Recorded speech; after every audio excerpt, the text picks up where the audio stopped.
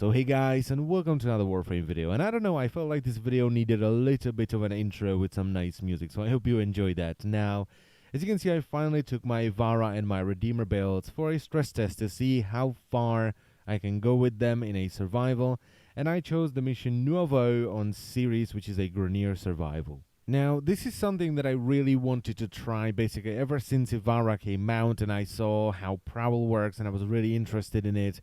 And I finally had the time to do it because lately I've been very busy with YouTube, but today I had some time to spare. So I spent about 6 hours just running survivals and trying to push it as far as I can. So the setup I was using was my Ivara Prowl build, and I had my Redeemer max damage build with corrosive and heat damage. Now, I didn't run corrosive and heat from the very start. At first I was running radiation and viral, and I was much happier with that until I hit the sort of 50-minute mark where I stopped one-shotting heavy gunner Exos units. Because at that point, there was a very high chance of me proccing radiation rather than killing the unit, which immediately aggroed bombards and scorches, and they would kill me with AoE.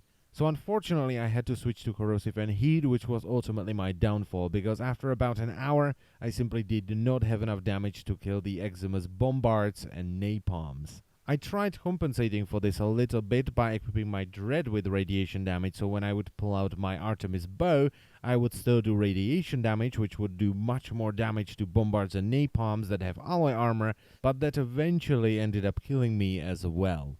Now, the area I ended up camping was actually suggested to me by a subscriber a couple of weeks back, and I unfortunately forgot your name, dude, so I'm very sorry about that, but thank you very much for suggesting this. It works like a charm. Now, in the first couple of runs, I ended up simply camping in the corner of this balcony, which proved to be pretty bad for this particular setup, because from sort of 30-ish minutes onwards, you will get a lot of energy-draining Eximus units, and sometimes they would simply camp underneath the balcony. I couldn't see them, which means I couldn't kill them, and they would just drain my energy forever, which is really bad for a setup like this, which cannot regenerate energy on its own, and it's also reliant on energy to stay alive.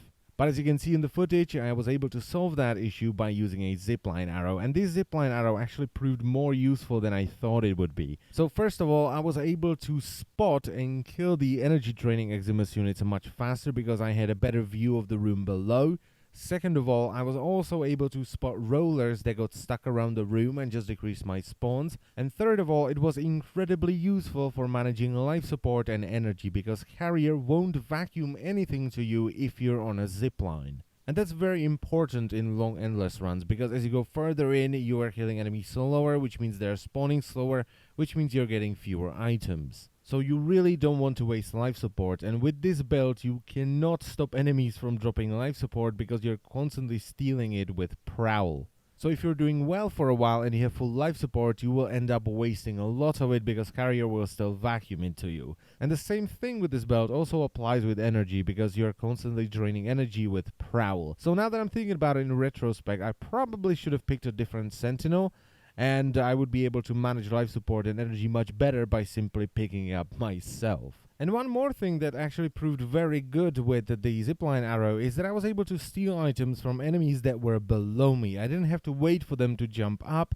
then steal the items, and then kill them for additional loot. Now, the way I dealt with energy issues, whether it be from me getting unlucky with the drops or, an energy draining Eximus unit getting too close without me noticing, was pretty simple. I would simply fire a stealth arrow, I would run into the stealth field, I would turn off Prowl, and I would pop an energy restore. Now, this worked 99% of the time, but one time I got jumped by like 4 Eximus energy draining units, so I had to kill them, and as I was killing them, I didn't notice that my stealth arrow was about to run out, and I died, but that only happened once, so it's a pretty good way of replenishing energy if you're getting unlucky with orb drops.